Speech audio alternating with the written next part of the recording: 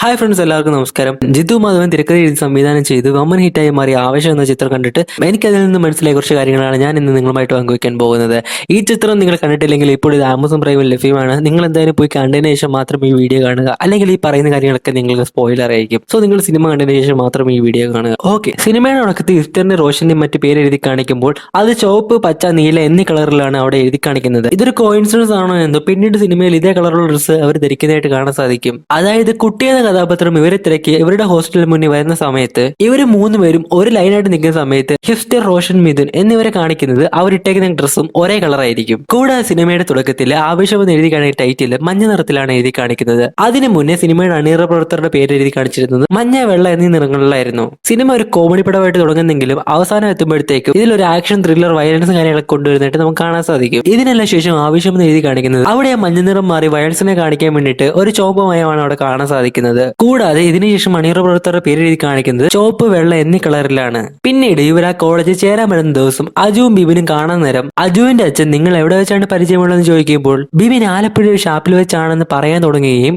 അജു പെട്ടെന്ന് കയറി ഷാരോന്റെ വീട്ടിൽ വെച്ചാണെന്ന് പറയുകയും ചെയ്യുന്നു. സോ ആ ടൈമിൽ അജുവിന്റെ ചേട്ടന്റെ റിയാക്ഷൻ വെച്ചിട്ട് പുള്ളിക്കാരന്റെ ഏജ് വെച്ച് നോക്കുമ്പോൾ പുള്ളിക്കാരൻ ഇതെല്ലാം മനസ്സിലാകുന്ന രീതിയിലുള്ള കാര്യങ്ങളാണ് നമുക്ക് അവിടെ അജുവിന്റെ ചേട്ടന്റെ റിയാക്ഷനിലൂടെ നമുക്ക് മനസ്സിലാക്കാൻ സാധിക്കുന്നത്. അതിനുശേഷം കുട്ടിയെ ആദ്യമായിട്ട് ഇവർ തിരിച്ചറിയുന്ന സീനിൽ കുട്ടി ഇവരെ വന്ന് വിളിക്കുകയും ഇവർ പോകാതിരിക്കുകയും ചെയ്യുന്നു. ഇവര് കുട്ടിയെ വെല്ലുവിളിച്ച് കുട്ടി അവിടെ നിന്ന് പോകുന്ന സമയത്ത് കുട്ടി തിരിച്ചു പോകുന്ന സമയത്ത് കുട്ടിയുടെ ടീഷർട്ടിലെ കീപ് റെഡി എന്ന് എഴുതി വെച്ചിട്ടുണ്ട്. അതിലൂടെ നമുക്ക് മനസ്സിലാക്കാൻ സാധിക്കുന്നത് തയ്യാറായി ഇരുന്നു എന്നുള്ള കാര്യമാണ്. പിന്നീട് കുട്ടി ഇവരെ മൂന്നുപേരെയും ഒരു സ്ഥലത്ത് കൊണ്ടിട്ടിട്ട് തല്ലുന്നതായിട്ട് കാണാം. സോ ആ സ്ഥലം എന്താണെന്ന് വ്യക്തമായിട്ട് പറയുന്നില്ലെങ്കിൽ പോലും അവരെ കൊണ്ടുവന്ന് തല്ലുന്ന മുറിയുടെ തൊട്ടടുത്തായിട്ട് പഴയ സിനിമകളിലെ പെട്ടികളും കാര്യങ്ങളൊക്കെ ഇരിക്കുന്നതായിട്ട് കാണാം. അതുപോലെ തന്നെ മറ്റൊരു സീനിൽ സിനിമയുടെ ഫിലിംസും കാര്യങ്ങളൊക്കെ സൂക്ഷിക്കുന്ന പെട്ടി ഇരിക്കുന്നതായിട്ട് കാണാൻ സാധിക്കും. സിനിമയുടെ കഥ നടക്കുന്നത് 2022 ആയതുകൊണ്ടും ഇപ്പോൾ ഡിജിറ്റൽ പ്രിന്റുകളും മറ്റും ആയതുകൊണ്ടും ഇത്തരത്തിലുള്ള പഴയ ബോക്സുകൾ നിലവിൽ യൂസ് ചെയ്യാത്തതുകൊണ്ട് അത്തരം കാര്യങ്ങളൊക്കെ സൂക്ഷിച്ചു വെക്കുന്ന ഒരു പഴയ സിനിമ തിയേറ്റർ ആയിട്ടായിരിക്കും നമുക്ക് ഇവിടെ കാണാൻ സാധിക്കുക. സോ ഈ ഒരു സീൻ കണ്ടപ്പോൾ തോന്നിയ മിസ്റ്റേക്ക്, ഇവരെ കൊണ്ടിട്ട് തല്ലുന്ന സീനിൽ ഇവരുടെ തല കൊണ്ടുപോയി റോഡ് സൈഡിലും മറ്റും വെക്കുന്ന മിററിൽ കൊണ്ടിരിക്കുന്നതായിട്ട് കാണാൻ സാധിക്കും. അതുപോലെ തന്നെ അത് ചളുങ്ങുന്നതും കാണാം. സോ പിന്നീട് വരുന്ന ഷൂട്ടിൽ അതിന് യാതൊരു രീതിയിലുള്ള കേടുപാടുകളും ഇല്ലാതെ അവിടെ അതുപോലെ ഇരിക്കുന്നതായിട്ട് കാണാൻ സാധിക്കും. ആ മിറർ ചളുങ്ങിയാലും പഴയപടി ആക്കാൻ സാധിക്കുന്നതാണ്. എങ്കിൽ പോലും ഒരു സ്ക്രാച്ചോ ഒരു കേടുപാടും ഇല്ലാത്ത രീതിയിലാണ് പിന്നീടുള്ള ഷോട്ടിൽ അത് കാണിച്ചിരിക്കുന്നത്.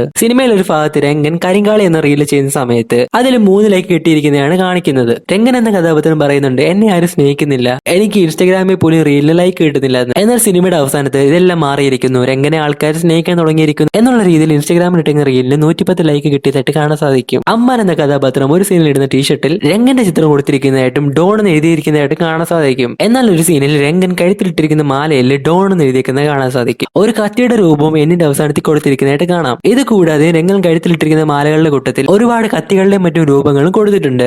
രംഗണ്ണന്റെ ബർത്ത്ഡേക്ക് ശേഷം ഇലിമിനാറ്റി സോങ്ങിന് ശേഷം പിറ്റേ ദിവസം അവർ ഗെയിം കളിച്ചുള്ള സമയത്താണ് ആ 2 ഹിന്ദിക്കാർ പോയെന്ന കാര്യം നമ്മളെ അറിയിക്കുന്നത്. എന്നാൽ ഇതിനു മുമ്പ് ഇലിമിനാറ്റി സോങ് തുടങ്ങുന്നതിന് മുമ്പായി ഈ 2 ഹിന്ദിക്കാർ അവിടെ നിന്ന് ഓടിപ്പോകുന്നതായിട്ട് കാണിച്ചിട്ടുണ്ട്. മയൂരി ബാറിൽ വെച്ചാണ് രംഗനെ ഇവർ 3 പേരും പരിചയപ്പെടുന്നത്. പിന്നീട് സ്ഥിരമായി അവർ മദ്യം കഴിക്കുന്നതും ഈ മയൂരി ബാറിൽ വെച്ച് തന്നെയാണ്. എന്നാൽ രംഗന്റെ ബർത്ത്ഡേ നടക്കുന്നത് ഇവർ താമസിക്കുന്ന ആ വീട്ടിൽ വെച്ചാണ്. അവിടെ ഒരുപാട് മദ്യം കുടിക്കുന്നതായിട്ട് കാണാൻ സാധിക്കും. സോ ആ സമയത്ത് മദ്യങ്ങൾ മയൂരി ബാറിൽ നിന്ന് കൊണ്ടുവരുന്നതായിട്ട് ഡീറ്റെയിൽ ആയിട്ട് കാണിച്ചിട്ടുണ്ട്. ആ വീടിന്റെ ഒരു സ്ഥലത്തായിട്ട് മയൂരി ബാറിന്റെ ഒരു ബോർഡ് വെച്ചിരിക്കുന്നതും കാണാം. അമ്മാൻ എന്ന കഥാപാത്രം ഒരു മോഹൻലാൽ ഫാനാണെന്നാണ് എനിക്ക് തോന്നുന്നത്. കാരണം ഈ ഒരു കഥാപാത്രം അന്താശ്ശേരി ഇളകിയ സമയത്ത് ആദ്യം ചൂസ് ചെയ്യുന്നത് മോഹൻലാലിന്റെ നരസിംഹ എന്ന സിനിമയാണ്. പിന്നീട് രംഗണ്ണൻ സെലക്ട് ചെയ്ത് കൊടുക്കുന്നതും ചോട്ട മുംബൈ എന്ന മോഹൻലാലിന്റെ സിനിമ തന്നെയാണ്. സോ ഇതുകൊണ്ടൊക്കെ തന്നെ അമ്പാൻ ഒരു മോഹൻലാൽ ഫാനാണെന്ന് നമുക്ക് ഇതിലൂടെ കാണിച്ചിരുന്നുണ്ട്. കൂടാതെ നരസിംഹ എന്ന സാമ്യമുള്ള ഒരു ഫോട്ടോ ഫ്രെയിം അവിടെ വെച്ചിരിക്കുന്നതായിട്ട് കാണാൻ സാധിക്കും. അങ്ങനെ രംഗണ്ണന് ഒരു മോഹൻലാൽ ഫാൻ ആവാനും ചാൻസ് ഉണ്ട്. ആദ്യം രംഗൻ വയലൻസ് ഉള്ള ഒരു കഥാപാത്രമാണെന്ന് പറയുമ്പോൾ അവർ 3 പേരും വിശ്വസിക്കുന്നില്ല. എന്നാൽ പിന്നീട് ഇതിന്റെ സത്യാവസ്ഥയെല്ലാം ഇവർ 3 പേരും അറിഞ്ഞതിന് ശേഷം രംഗന്റെ വീട്ടിൽ നിന്ന് രക്ഷപ്പെടാൻ രംഗൻ അറിയാതെ മറ്റെവിടെയെങ്കിലും പോയി താമസിക്കാനും ആ സമയം ഇവർ 3 പേരും കട്ടിലിരിക്കുമ്പോൾ തൊട്ടടുത്ത രംഗന്റെ ഒരു ചിത്രത്തിൽ ഇവർ 3 പേരും നോക്കുന്നതായിട്ട് കാണിക്കുന്നുണ്ട്.